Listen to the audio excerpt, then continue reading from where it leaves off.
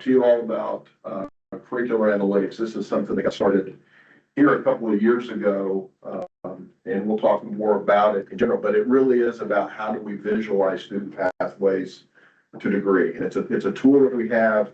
It's a free tool for us. We'll talk more about that, and we can give as much access as we need. And I'm going to do kind of most of the background stuff today, and then we're going to turn it over to JB, who's going to actually talk about the real stuff.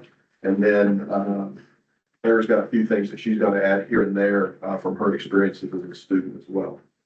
So you all know me, Doug Masterson, Senior Associate Provost. Good morning, everyone. My name is John or JB Amaker. I'm the Institutional Effectiveness Data Coordinator.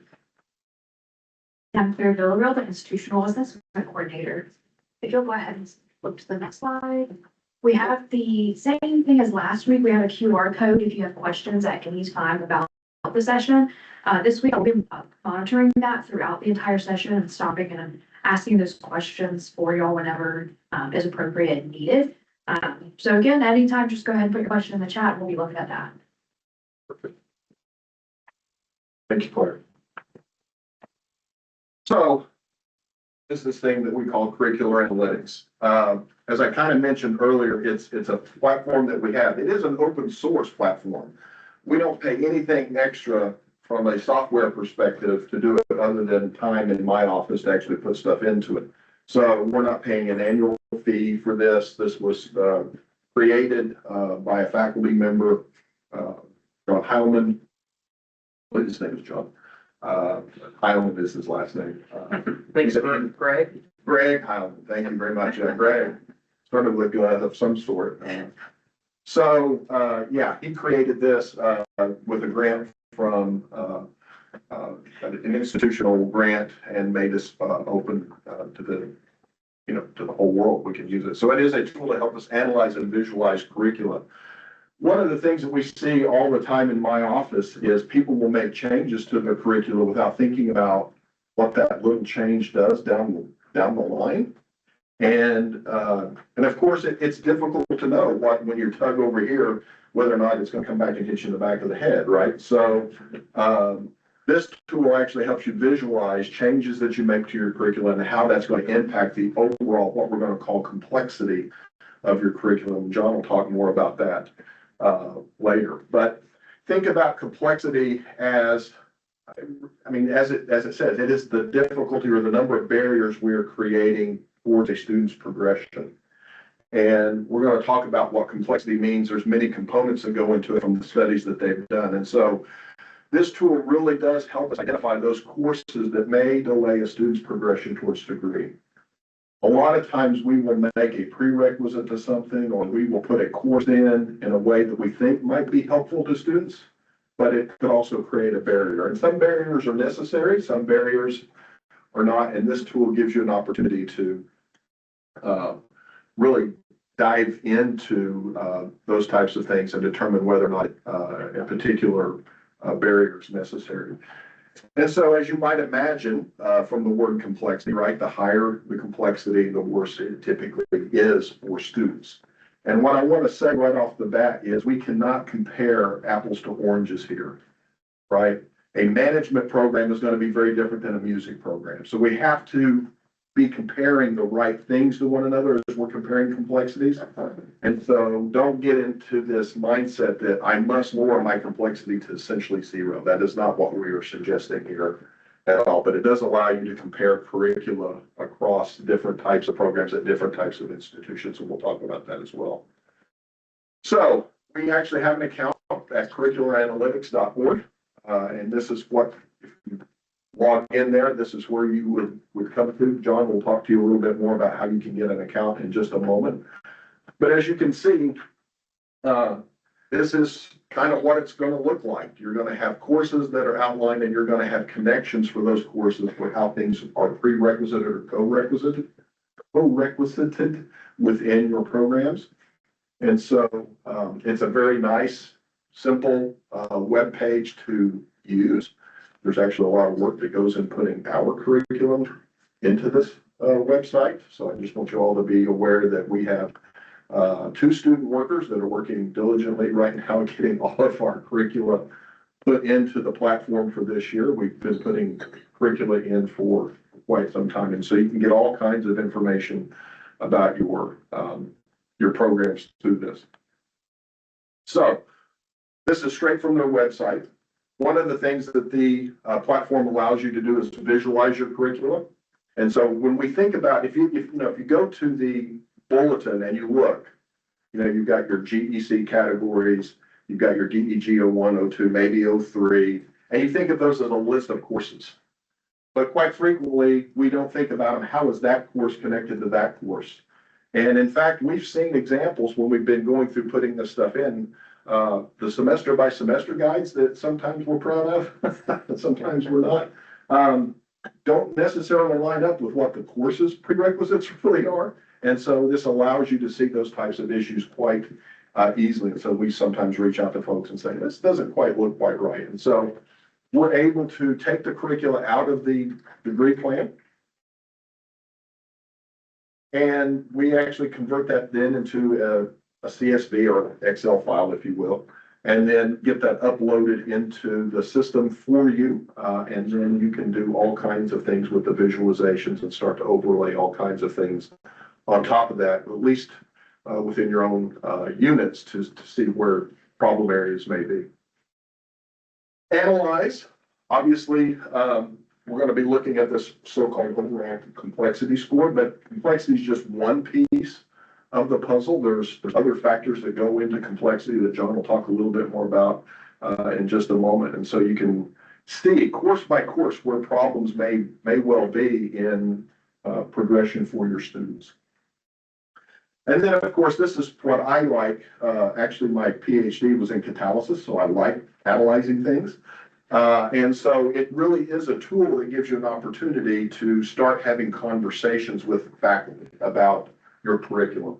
You're actually able to, with the help of our folks, input other curricula from other areas, maybe programs that you actually aspire to be like, and we can start to compare those curricula using that type of information. So you can actually start to optimize your degree plans better.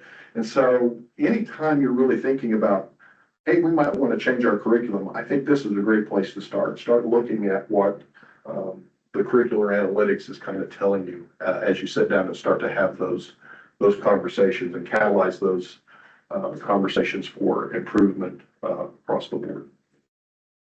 So, yes, Greg Hom, G, not J. Origins of Curricular Analytics. There was a paper, you can go read it on your own.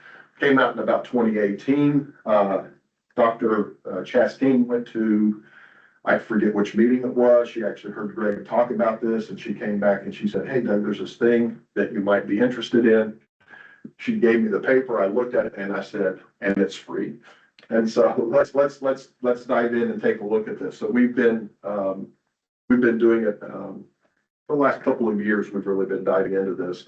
It turns out that Greg Homlin, he's an electrical, I believe he's an electrical or computer engineer. I can't remember which, but he is an engineer. So this was all, when you read the paper, it's taken from an engineering point of view. There's a lot of math in there. They did a lot of studies on showing how the curricula complexity actually does lead to student progression and that kind of stuff.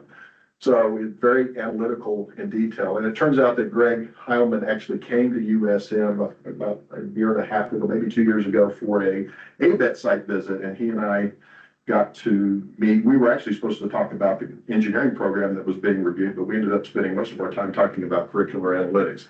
And he's really a pretty neat guy. And he's got some stuff on YouTube too, if you're interested in looking at his how he came about with this idea of curricular analytics.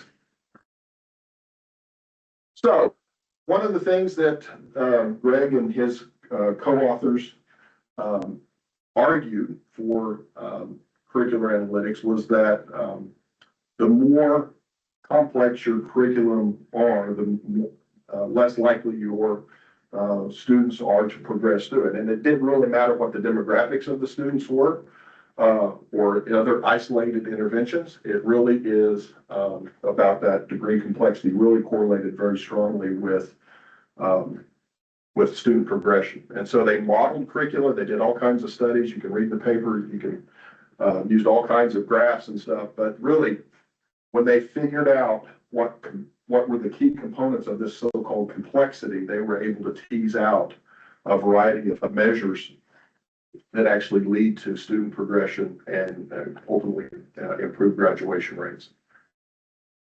So this is just an example from the paper, and obviously I would call that a pretty good straight line. As you can see, structural complexity on the x-axis, completion rate on the y-axis, and as the complexity goes up, completion goes down. Pretty straightforward and simple, right? And so this is also taken into account. They've really normalized this as well for instructional quality, and we'll show you something on that in just a moment as well. So you might think that, I mean, we've all got in our mind what a high quality program is. I mean, we've all got things that we aspire to be like and so on and so forth. And it turns out that higher quality programs across the nation quite frequently do not have the highest complexity. And so just want to keep that in mind as we move forward. All right. So again, the idea here, use this to have a predictive data-driven method for comparing and reforming, academic progression for students. So the cool thing in my mind about this is as you start to think about developing a new curriculum, as you start to think about revising a curriculum, whatever the case may be, you can use this as a tool to kind of get a gauge about how difficult or how easy this is going to be for a student to progress through your program and to actually have a good outcome. We all know we want more graduates, we want more students to enroll, so on and so forth. And I think we can learn a lot from doing this type of analysis through this platform. All right, so Jimmy's going to give you a live demo. This is actually a graph of one of our curricula at the university. And I will just tell you, I won't say who it was who said this, but a faculty member told me one time when they saw one of these things, they said, if your curriculum looks like the Tokyo subway map, you're probably too complicated to figure it out. And can you imagine being an advisor trying to figure this out? Now, what happens if we make a change right here? Look at all that stuff that gets impacted. So I'm gonna let JB talk about our first live demo. Hey everyone, so like Dr. Masterson said, we're going to do a brief demo here at this point in the presentation, but we'll also do a little more of an extensive look at the platform, kind of after we've talked about the definitions and have a better understanding of it. And then I'll also note, this is not even our most complex degree plan either. So as you can imagine, sometimes get a little overwhelming on that top view of the curricular analytics chart, but we'll take a little dive into the system now. So when you go to that link that's on the PowerPoint and it's on our website, or you can just Google Curricular Analytics. This is the main landing page that you'll get to. You'll notice this and these boxes as well from the presentation slides. But you'll want to first, if you do not have an account already, you'll need to go ahead and sign up before we can give you access. So you have to create an account with your USM email address, and then I can add you to our organization. But I'll go ahead and sign in, and we'll take a brief look at what it looks like. So once you've signed in and have been granted access to the Southern Miss organization, you'll want to click Curricula here at the top left, and then this will give you a list of all of the degree plans that we've uploaded into the system. So you should see a number of previous academic years. We have the majority of those from 2021 and then beyond. The 2025 current academic year, we are working very hard to get those published.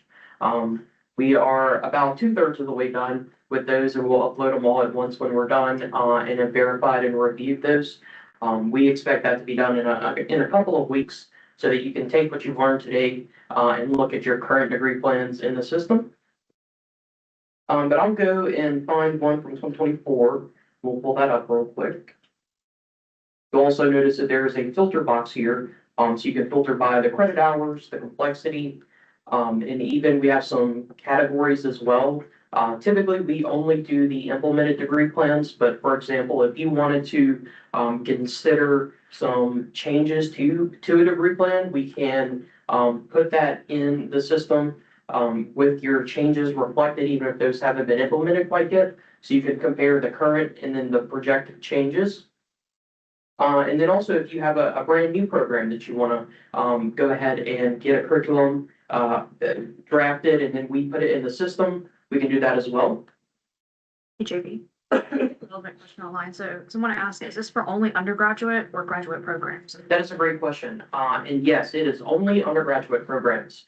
And that is not necessarily a Southern Miss decision here, but the Greg Heidelman in the paper and the system, it's truly designed for undergraduate program review. We certainly can do it for graduate programs, and upon request, I think we are going to do a few of those. But it's truly the most helpful for the undergraduate programs. Just by nature of graduate programs, there aren't that many prerequisites. And it's just not quite as helpful for graduate programs, but that is a great question.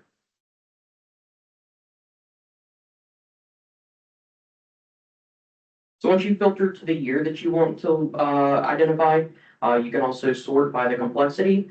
So I'll pull up polymer science and engineering here. This is one of the most complex that we have.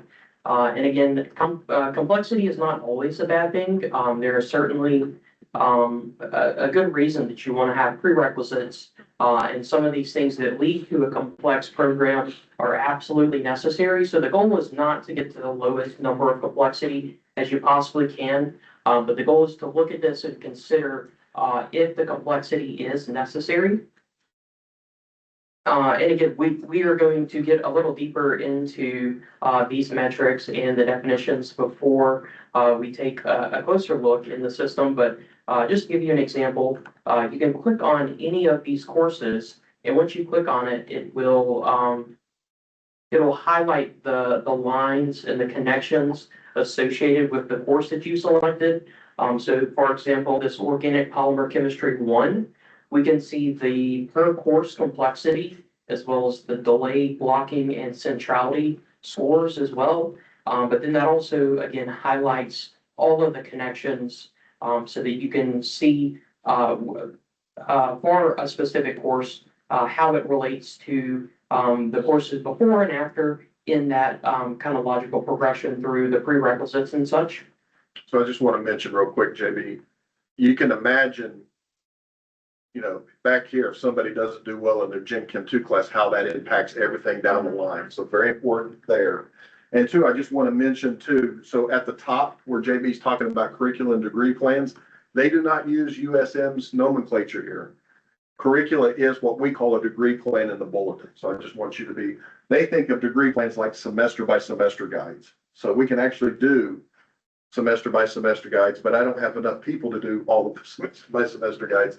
So we only input our curriculum. So that's what we do in my office.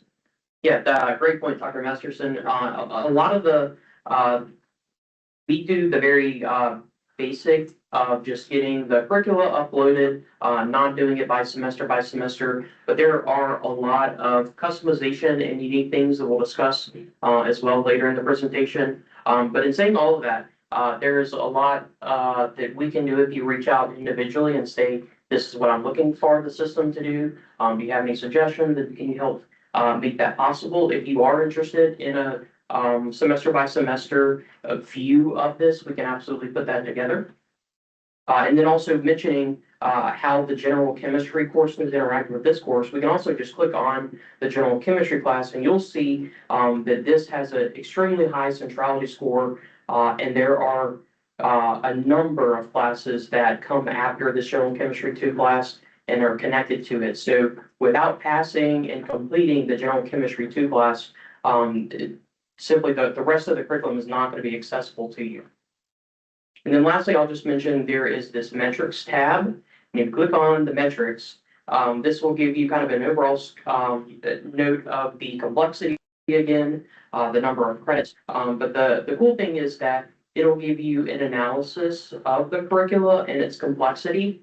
So this first box you'll see This is comparing the overall degree complexity score against all of the other degree plans that or curricula that we've uploaded into Curricular Analytics. So for the Polymer Science and Engineering BS degree, this is in the 98th percentile of Southern Miss degree plans. So this is one of the most complex that we have in the system. But in saying that, you'll also notice the second box compares all curricula that's been uploaded into Curricular Analytics, regardless of the institution. So any institution across the nation that is utilizing this platform and uploading their curricula will be able to compare against. So of all of the curricula uploaded into the system with that Polymer Science and Engineering zip code, we're actually in the 50th percentile. So we're right square in the middle. So this is kind of why we wanted to look at this one first. Because if you looked at just comparing against all Southern Miss programs, you would say, oh my goodness, this is far too complex. It is one of the most complex that we have. But looking at kind of the national and comparing based on the discipline and the zip code, we actually see that we're kind of right where we should be with Polymer Science. And then this last box will just look at all curricula that's been uploaded by all institutions, regardless of zip code. So being able to compare against other institutions, we believe is going to be very helpful.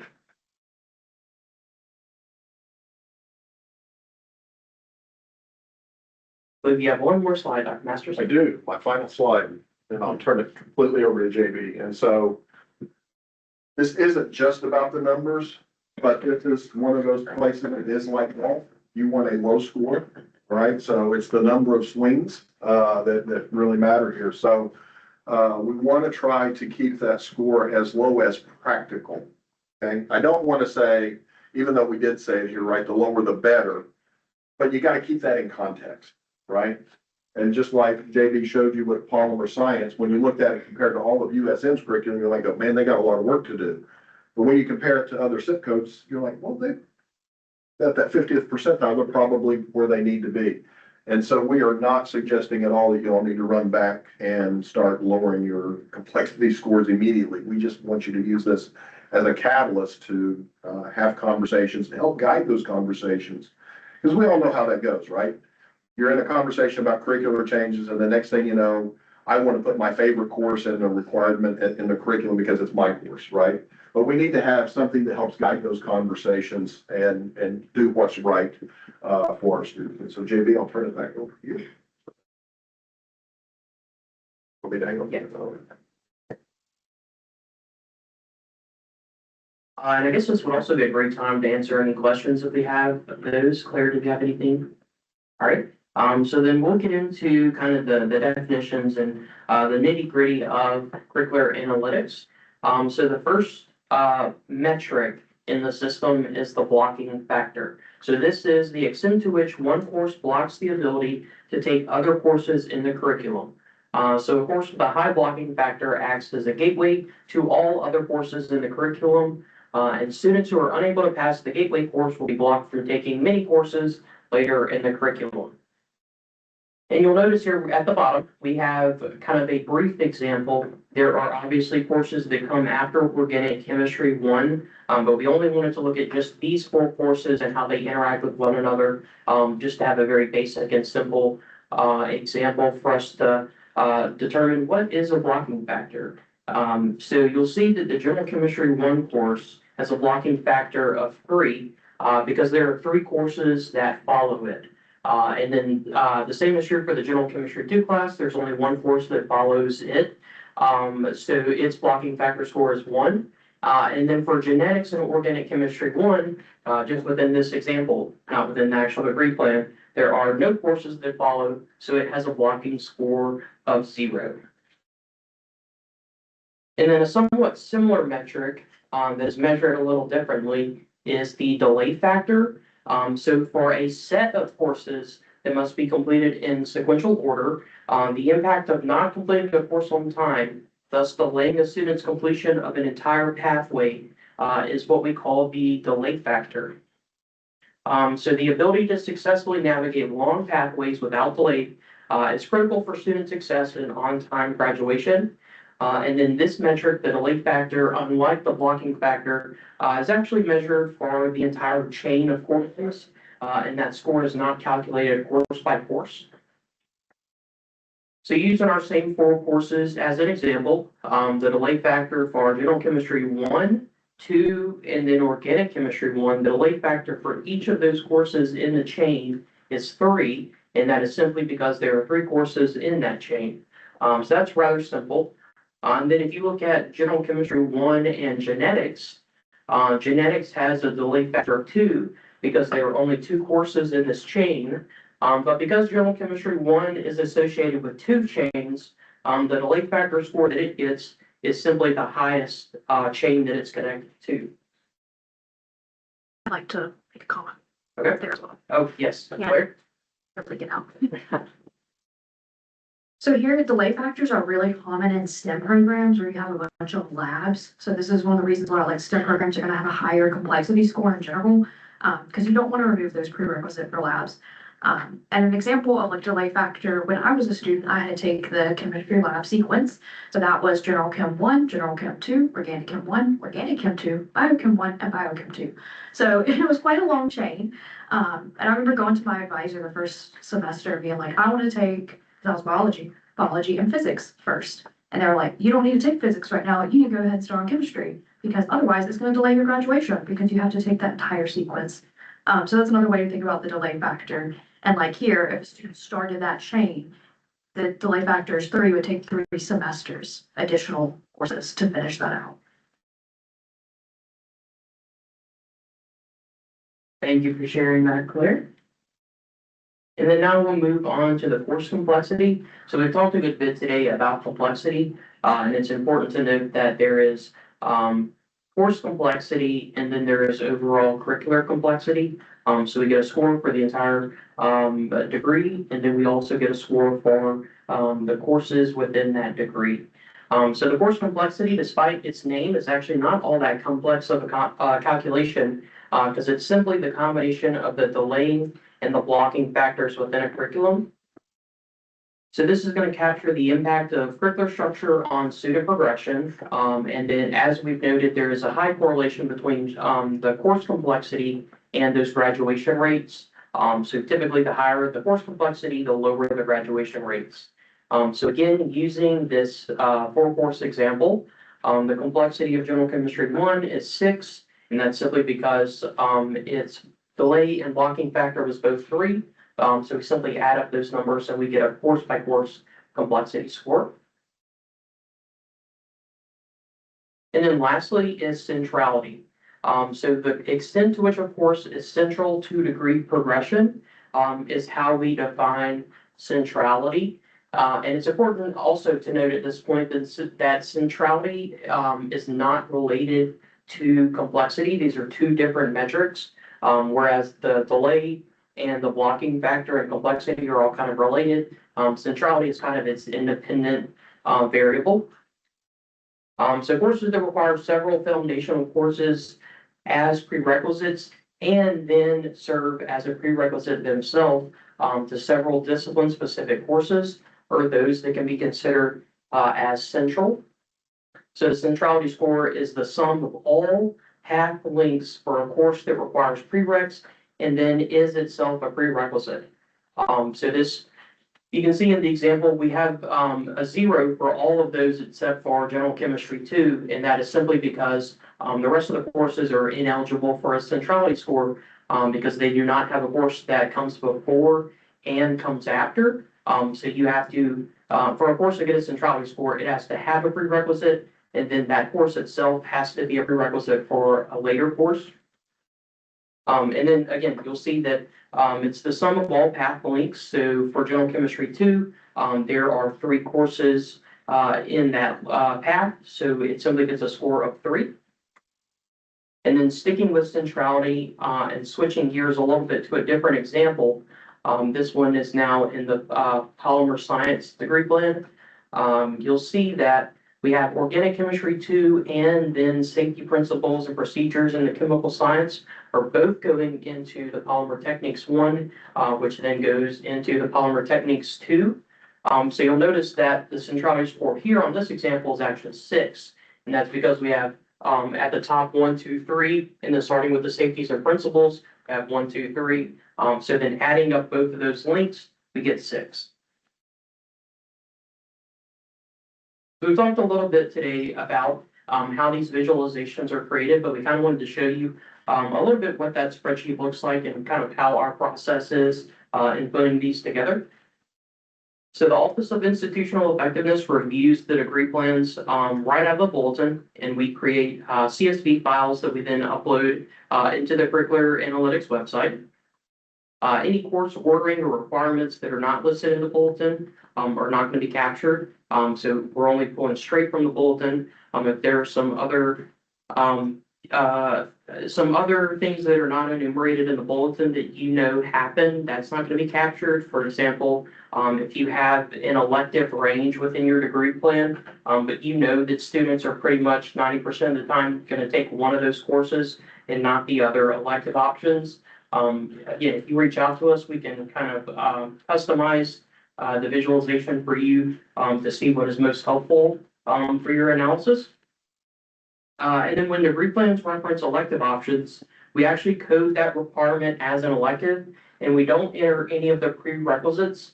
And that's simply because within an elective range, depending on the course that you select from that elective range, the prerequisites for that course are going to change.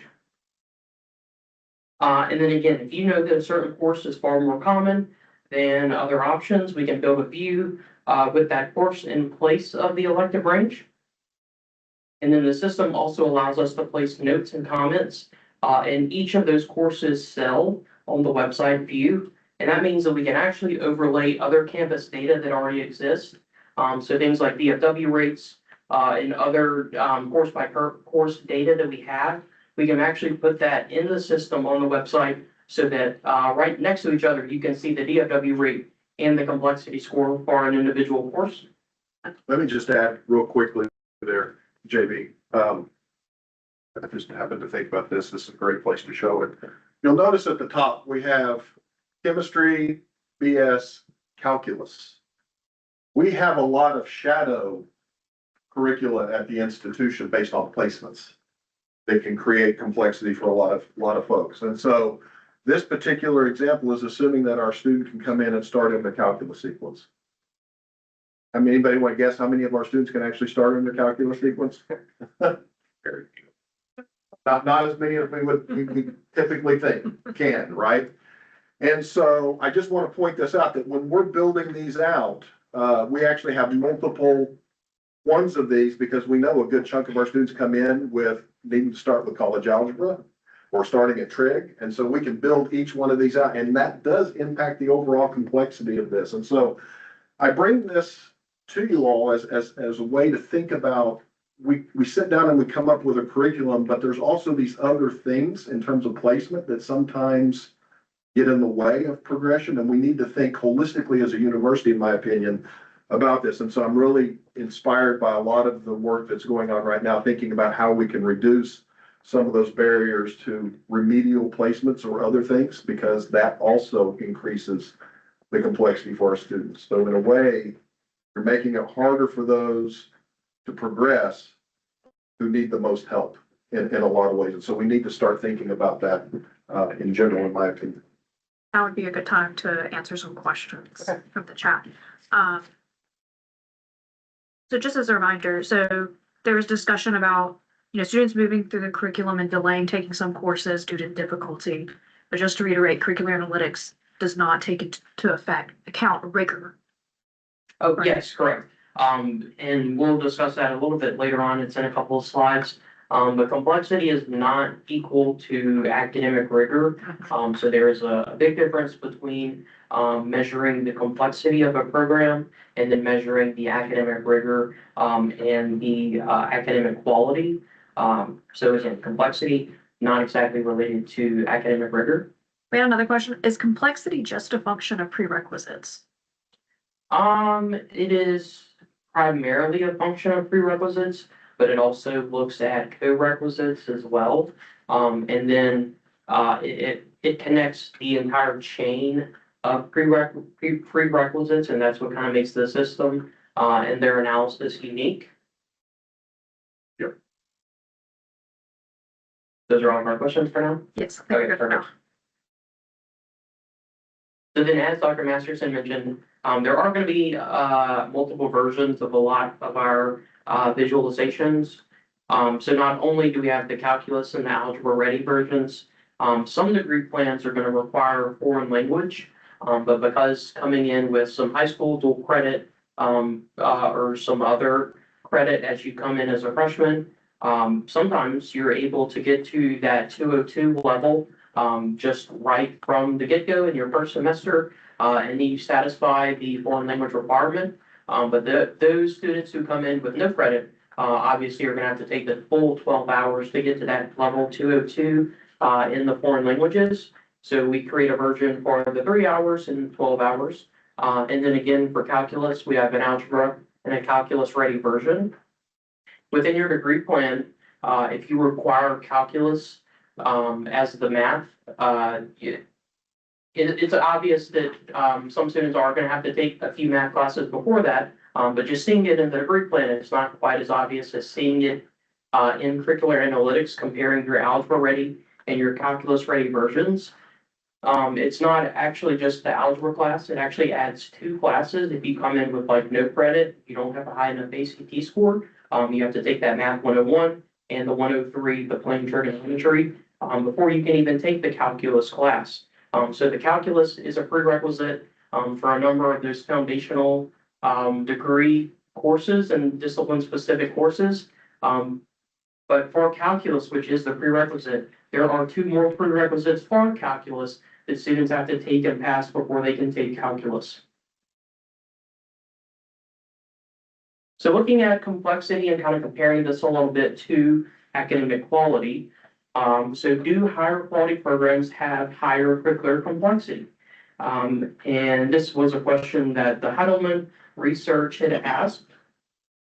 And what they actually found was that some of the top tier schools had lower complexity ranges on average compared to the median and the bottom tier schools in each of the programs of electrical engineering and computer science.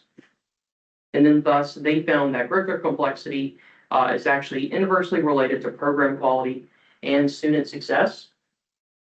So as you can see on this graph to the right, this might be a little small, but we have the tiers of the top, middle, and bottom going from left to right.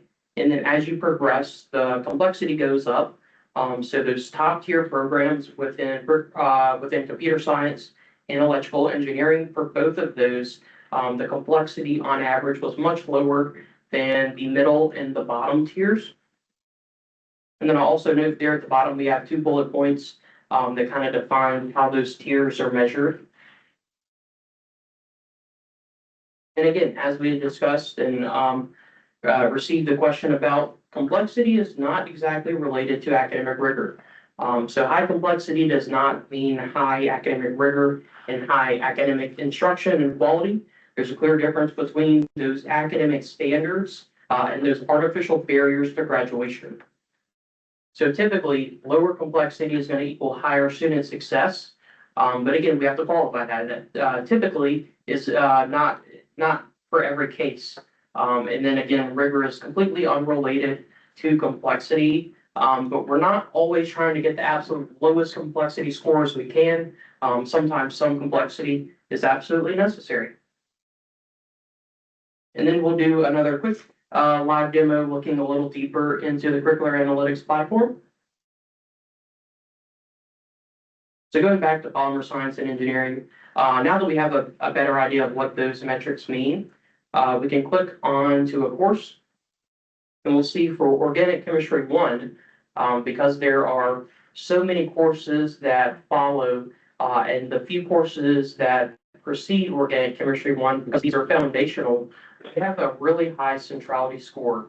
So 146 is the centrality score here.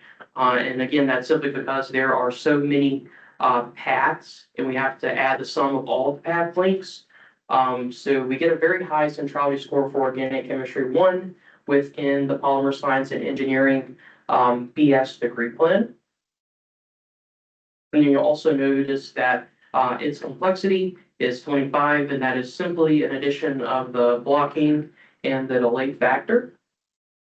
So now that we know that this course in particular has a very high centrality score, and it's going to be very important and influential for the degree plan progression, we can actually go into, we can go into edit.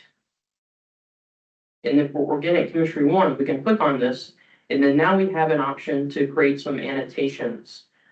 So we can actually go into organic chemistry 1, and if we knew the DFW rate, for example, It's 0. well, it's zero. We could simply enter that 0% into the annotation box. And then now we know not only the complexity score and all the other metrics within curricular analytics, but we can also then note what the DFW score is. So overlaying some of this other institutional data that exists, we found is very helpful in looking at the curricular analytics platform. Obviously, their metrics are also extremely helpful, but the most helpful and the most advantageous way to use this platform is to actually overlay those other data sources to get an even better visualization of the complexity. I'll just tell you real quick, since we're talking about organic chemistry, and that is, of course, the thing I used to regularly teach. This kind of conversation did happen in chemistry a couple of years ago when we first launched curricular analytics. They took this and kind of ran with it and started asking questions about what was actually organic 2 for us. But it was like, why is organic 2 a prerequisite to all these classes? And we started having a conversation about, no, you got to know that for this, but wait a second, I don't know why it's here. And we started removing those barriers. So if a student didn't do as well as they wanted to in organic 2, they could still take some of those other courses and minimize the amount of time that they were delayed towards progression. And I will also say this was before this version of the platform. You couldn't do all of this overlaying stuff that he's talking about. Literally printed it out, and somebody with a pen just wrote, the DFW rate here is whatever, right? And that's creating a problem for 3/4 of our students in this class, and this class. And I think that's very valuable conversation. And again, the catalyzing those conversations, I think, can happen very easily without having to go in and do all the fancy stuff. I'll give it back to you, JD. Yeah, and that's a great point. So you can absolutely just print out this visualization and then make your own edits and annotation. Unfortunately, the way the system is set up currently, there's not a way for you to enter those annotations. So that's something that we'd have to do. But again, just reach out to me and we'd be able to pretty quickly identify what the DFW rates are for those high centrality and high complexity courses. And then we could add that into the annotation field. Again, because we have the ability to upload by CSV, we can do this a little quicker and more efficiently than you would be able to do just clicking in and editing individually per course. And then I'll also note that you can click on this little question mark box, and this will get you to the Getting Started page in their overall help section of the website. So we hope that this session today has been helpful, and we hope that we've kind of covered most of the fundamental and foundational aspects of curricular analytics. But we also wanted to note that if you ever need a refresher or if you ever want to investigate deeper, the help website is very helpful. And then here's a video from Greg Heidelman that you can actually go watch. And then again, there are numerous videos and presentations that he's done, as well as other institutions across the nation. You just Google curricular analytics. You can find a lot of institutions have a website and have some training materials and all sorts of stuff. We're going to work on putting together a quick document that will help you get started as well. So be on the lookout for that. So this first Getting Started page kind of gives you the overview of those definitions of the things in the platform. And then you can go to terminology to get the definitions of the prerequisite, co-requisite, strict co-requisite, and then those metrics are going to be the blocking factor, delay factor and centrality and complexity that we've discussed. And then lastly, there are some frequently asked questions that you can reference as well. But this is primarily helpful for on our end, putting together the visualizations and kind of help troubleshooting any of the errors that we may get. So then let's now look at a program that is less complex. So we'll go to the academic periods, we'll do 24, 25. And then we will sort by complexity. And we can just look at sociology. So as you'll see for sociology, and this is true for a number of the social sciences, the visualization is not that complex, and there are not many lines. And this is an example of where we might want to consider maybe the program should be more complex, not at all suggesting that that is the case. These are some of the questions that we can start to ask. And if you were to compare all of the social sciences against themselves, maybe finding the one that is the lowest complexity might be an opportunity to consider if some curricular changes are needed. But then this is also a great example of where we code the electives. So because the social sciences and sociology in particular have more elective ranges, we're simply entering that elective range and not doing any of the prerequisite coding. So for this one, actually, the complexity, if you were to not have those elective ranges, it would actually be much higher. But simply by nature of the way the degree plan is set up, it makes it kind of impossible to capture the true complexity of sociology. And I hope that in saying that, that isn't confusing you even more. But we'll look at, so for this course in particular, it is 6 credits. So this is 2 courses that a student's going to have to take coming straight from the degree plan. That's a sociology or an interdisciplinary studies elective. The course that you select for this elective may very well have a prerequisite. But again, because we don't know what course the student is actually going to select, it's just impossible to enter that prerequisite within the system. And then even looking over here for the minor requirement, certainly if you were to take a minor, there's going to be some more complexity that would be added in there, but we don't know which minor a student is going to select. So it's very difficult to enter. So for these 18 hours, that's a good chunk of the degree plan that we're coding simply as that elective range and just throwing it all into a bucket and not connecting it to anything else within that minor requirement or within the greater degree plan. And then you'll also notice that some programs have the standard statement of choose general electives as necessary to get to 120 hours. And then again, this is another example. Certainly within these 31 hours, there are going to be some prerequisites that pop up, or maybe even some co-requisites that we're simply unable to code within the system. So the complexity score is, you want to think of it as a variable that can change. So depending on the courses that a student selects when there are electives, and depending on the credit that a student comes in with, all of these factors go into what the true complexity score will be for a student. So within your program, your students are going to have different complexity scores for their path to graduation, if that makes sense. So what you see in the system here, this 41 complexity is an average and a baseline, but it's not an absolute score at all, if that makes sense. Hey, JP, can you Yes. touch on the GEC and how it's inputted with these degrees?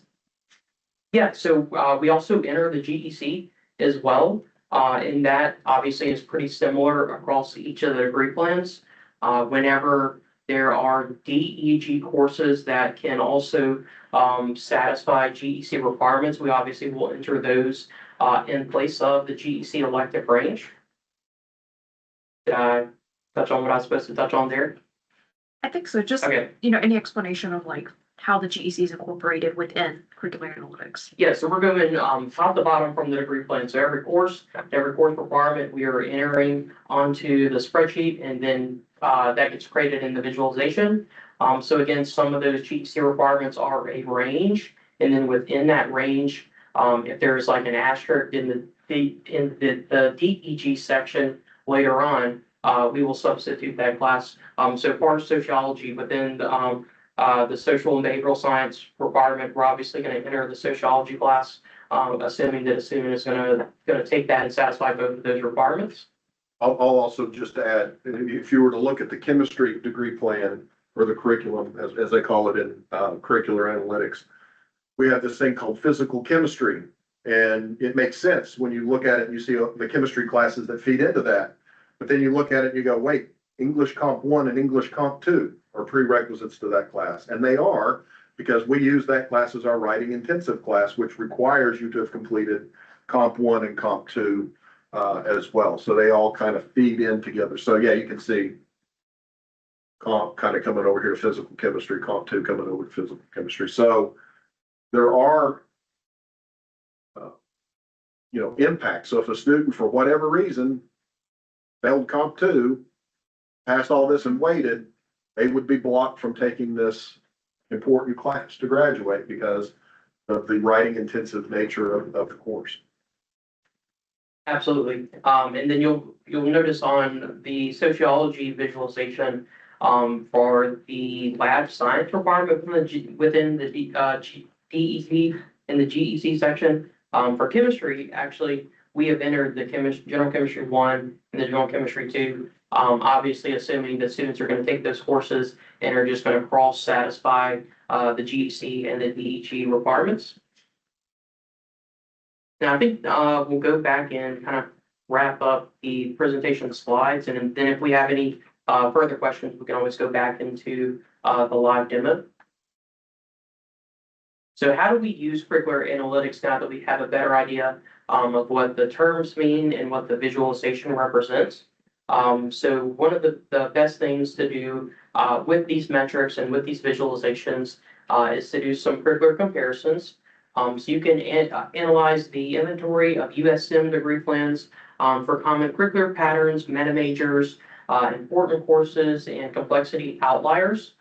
So meta majors being kind of a larger classification of majors themselves, being social sciences, STEM, et cetera, et cetera. And identifying that could be helpful because then you can help advise students who are unsure of what major that they want to enter into. But if they have kind of a meta major in mind and kind of a range of majors, you can help them traverse through their first couple of semesters on campus without truly locking themselves into one major in particular. And this also helps compare and contrast the curricula across the discipline. So this is especially helpful if you're looking at a school or a discipline level, kind of comparing the programs and the visualizations within your discipline or school. That can be helpful as well.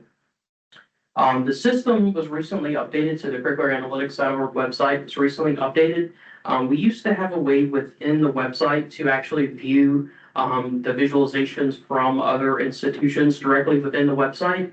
It doesn't look like that's currently available, and I'm not positive if that's coming back. But again, as I mentioned previously, there are a number of institutions that will either publish their visualizations straight from the website, or even some of them have kind of their own format of the visualizations. So doing a little research, you may be able to find one of these visualization charts for another peer institution or another program that you may want to compare and contrast your visualization for. And we can certainly help you with that if you need. Yeah, Want to absolutely. compare to or benchmark your program against somebody else's. We can certainly help you do that. This can also help relate a program's curriculum to other programmatic issues, change of major, student success rates, kind of looking again at those DFW rates, and looking and identifying some meta majors that may exist within your school, discipline, or college. This can also be helpful for curriculum redesign. So you can predict the impact of curriculum redesigns. You can compare and contrast potential curriculum to develop course sequencing and curricular design patterns. If you're interested in creating a new program altogether, you can actually compare similar curricula at other schools to better estimate some A priority resource requirements. So before we create a program, if you're creating a new program, it's one thing to just have the bulletin description and the list of courses and the prereqs. But it's another thing entirely to see the visualization and to understand where the backlog is going to be and which courses are going to be the most influential. If you know a course has a very high centrality score and a very high complexity score, you're probably going to want to plan on offering that course each semester.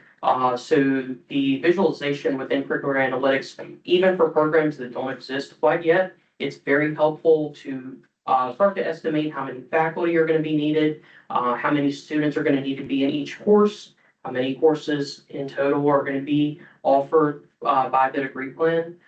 So again, even for programs that don't exist that you're considering, it can be very helpful to create a visualization and to use the curricular analytics system for that. So now kind of looking at some of the takeaways. So it's important to note again that curricular analytics is a tool, and it is not required to get degree plans to a minimum complexity. And in fact, there is not a minimum complexity. I guess 0 could be a minimum complexity, but beyond that, there is not a well-defined target, if you will. So it's all about a balance. The thing to compare and to think deeper about the complexity and why the complexity is what it is.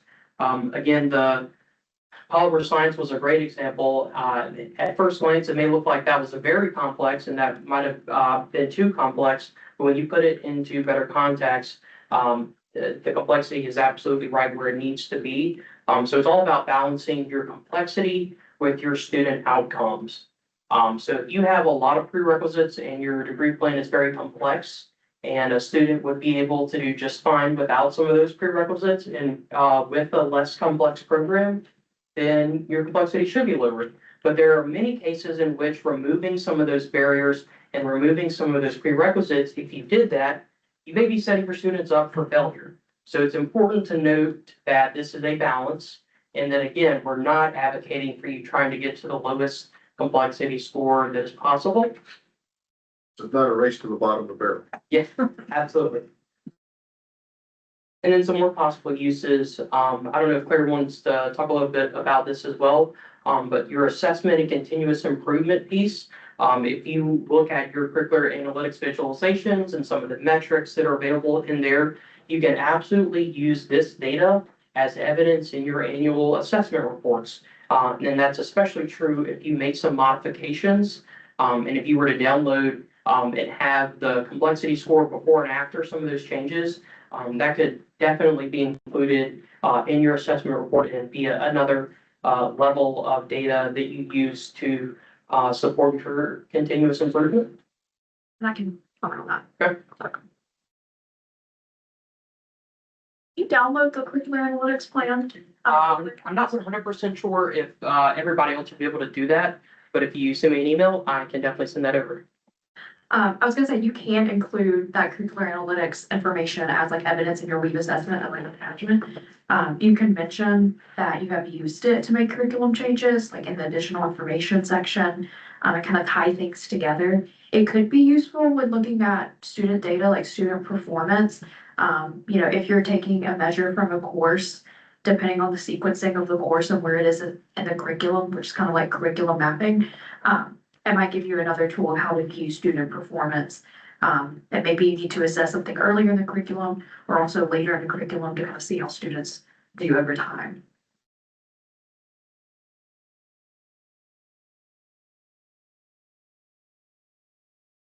And then beyond some assessment and continuous improvement pieces, you can also use curricular analytics for some targeted interventions. So you can identify courses with a high delay and blocking score, and you can compare those against courses with the highest DFW rates. And if you find a course that has a high centrality or complexity score and a high DFW rate, you can then prioritize tutoring and supplemental instruction, or even a course redesign for those courses with both a high complexity and a high DFW rate.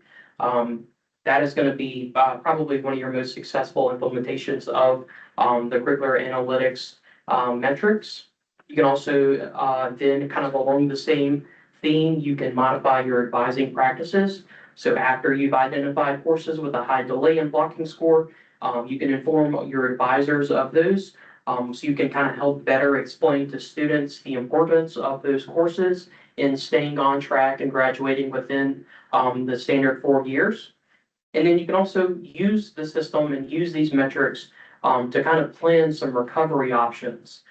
So see if it's possible to DFW from one of these courses that are very influential and have high scores and still graduate on time. And more than likely, that's not going to be possible. But if it's not, then you can kind of see, okay, can I offer this course at another point? You're already offering it in the fall and spring. Maybe it's offering it in the summer, or maybe it's simply going back to your targeted interventions and trying to improve that DFW score with some more tutoring or supplemental instruction or course redesigns, what have it. And then we'll also mention again here now that the 25-26 degree plans will be ready for your review in the next few weeks. So school directors and program coordinators in particular are going to receive an email when those are published, in addition to everybody else who is registered for this session. And then once those are published, we'll ask you to review and consider the implications of those. And then let us know if you need any help interpreting these visualizations or if you find any errors in the visualizations.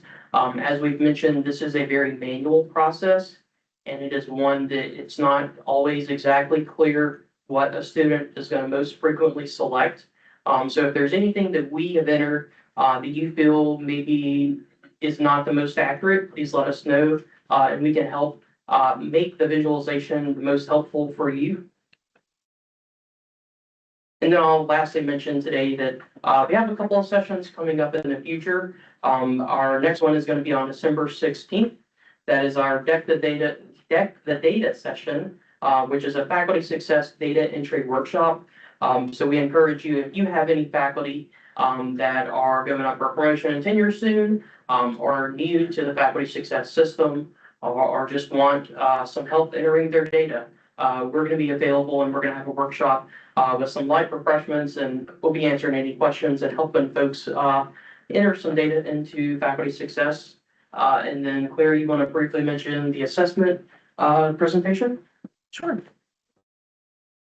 So in the spring, I'll be going over the assessment requirements for the report due in September of 2026. It's a little too early to talk about that now. And we don't have a date set for spring yet, but I'll email everyone and let them know whenever that is posted, available, sessions ready. All right, so at this point, we have wrapped up a little early, so I have a couple of minutes. So if we have questions, yes? So can you go through the process again of like, if somebody wants to test a new degree program that they're developing, how would they go about doing that with curricular analytics and like collaborating with you? Yeah, so the first step would be to look at the visualization in the website as it currently exists. And then once you kind of evaluated and considered the curricular analytics visualization for the current degree plan, you would finish compiling all of the redesign, and you would have pretty much what is going to be in the bulletin. And at that point, you could contact me and provide a list of courses and the prerequisites and all of that degree plan information. And then we can work on creating kind of a degree plan visualization for that in construction and in progress degree plan. So just to reiterate, what if it's a brand new degree? Like there's not a already existing, just to give you like an Excel with these are the courses, these are the prereqs code. It doesn't even need to be in Excel. I'm not 100% familiar with how this typically goes, but once you have identified the courses that are going to be in your degree plan and kind of the prerequisites and co-requisites that are going to exist within those courses, once that's been identified, we can start making the visualizations. And we can do that even before it is finalized. So if you want to do it and then notice with the curricular analytics visualization that, hey, we need to change and modify a few things, we can absolutely do that as well. And what is the approximate like turnaround for that? It's going to vary on how busy we are, but and how many you've reflected us to do. So I would just chime in there a little bit. So any new programs, you all know there is the permission to plan. And I know that's a pain for a lot of folks and it's a pain for us as well. But that is the point at which you need to really start thinking about what your curriculum is going to look like. And that would be the point at which you needed to reach out to Catherine or myself. And we would work on that with you to get just kind of what the curriculum looks like as part of that permission to plan. And then we can move that over to JB and the student workers to actually build that CSV template out to kind of give you a visualization of what that would look like. I think that's going to be the most effective way to do that. But if you're thinking about a new program and you're not thinking about the types of things, I mean, just being aware of what a curricular analytics plot looks like should help guide you thinking about any future curriculum, right? So it's not necessary that you absolutely have it all built out and right in front of you, but if you're thinking about, hey, we want this class and we want it to be at this point in the curriculum, and it's going to be important for all of these other classes, you all already now have an idea that that's going to be a highly central course. And if that's a course that ends up, a lot of students not being able to progress, that's going to really create some problems. So I think it's going to give you an opportunity to really have some impactful conversations early on as the permission to plan process. Point. Any other questions there? We did have a question going back to that graph on the quality versus complexity. About how the quality is being measured there. Like what is the quality, the top tier schools or whatnot? Oh, yeah, either one of us put these bullet points.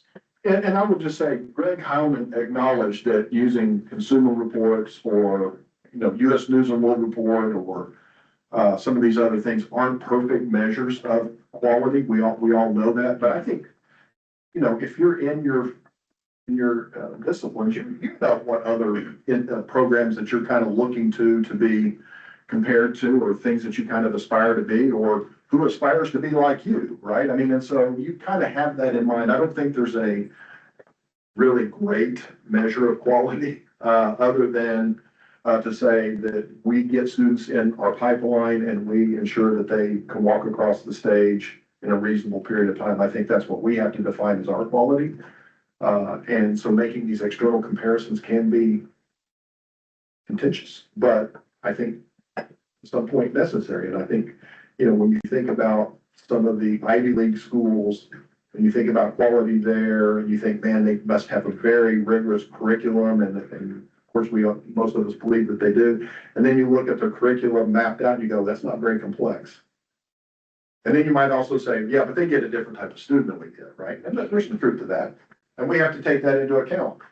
But I would also argue that a lot of our students don't need to start at college algebra to get through the whole sequence. We can do some things to maybe get them started a little earlier. We can do a number of things. So I taught at Vanderbilt for a year. We had fantastic students, and we also had we have students here that were every bit as good or better than the students I taught there. So there's good students everywhere. There's knuckleheads everywhere. I mean, it's just we all know that, and we have to deal with that. But quality is one of those things that I get kind of squeamish about talking about. But they had to do something, right? So that's what they used. To specifically answer the question, for the electrical and engineering side, it was US News and World Report, best undergraduate programs. And then for the computer science one, it was used in the csrankings.org. Yeah. That was Greg Heidelman, not Southern Miss IE. No. Any other questions? Yeah. Just a quick question. When we're talking about comparing peer institutions, I noticed that there was a 6-digit SIP. Is it locked into a 6-digit SIP Yes. comparison? Yeah, so the 6-digit SIP is your major. Okay. Well, we could do Could other comparisons if you wanted. So if you knew that there was somebody that was close to your SIP, you're like, well, this is really close, they're off by one, we'd like to do a comparison there. We could build that out for you. Okay. It's just the system wouldn't be, I mean, it requires a 6-digit SIP, but we can do that. Okay. Well, Can you go over again how to get signed up, how to email, who to email, that kind of thing? Mike, oh, yep, not Mike, but Not me. All right, so to, first get an account, you'll just simply do curricularanalytics.org. And then, here, let me sign on. You're signed in as me. So from here, you will go to the top right and you will click sign up. And then you will enter your full name, your email address, and then you will enter a password and retype your password. You'll want to be sure to use your USM, email address. And then once you've done that and created an account, simply send me an email, john.amaker@usm.edu, and I will add you to our organization. Of note, it's cap sensitive. We found that out with me. Well, it's cap sensitive on my end of adding you. I don't think it's quite fair what you put in this field. If you want to help me out, just put it all lowercase. So it is free, but you get what you pay for sometimes, right? So it does not send John an immediate email and says, hey, somebody's trying to sign up. You have to let us know that you've gone in and wanted to sign up, but we can have as many users as you want. Just have them all sign up for a list or an account and send John an email to go in and just literally just checking a box, I think, right? Yep. Pretty much. And then they have access. They can go in and look at all the curricula within our system. And looking at this, the kind of spaghetti chart and all of the lines, it's rather messy. And we hope that today has been helpful in kind of parsing through what the lines mean and how you can use the system. But again, at this point, if you have any questions, feel free to ask those now or send me a follow-up email, and we'll be happy to discuss this further with you. We really want, after we're done putting these all together, we really want it to be helpful. We want it to be a resource for you to use and take back to your discipline, your school, college, in that thing. Thank you all for attending. Yeah, Thank thanks, you. everyone.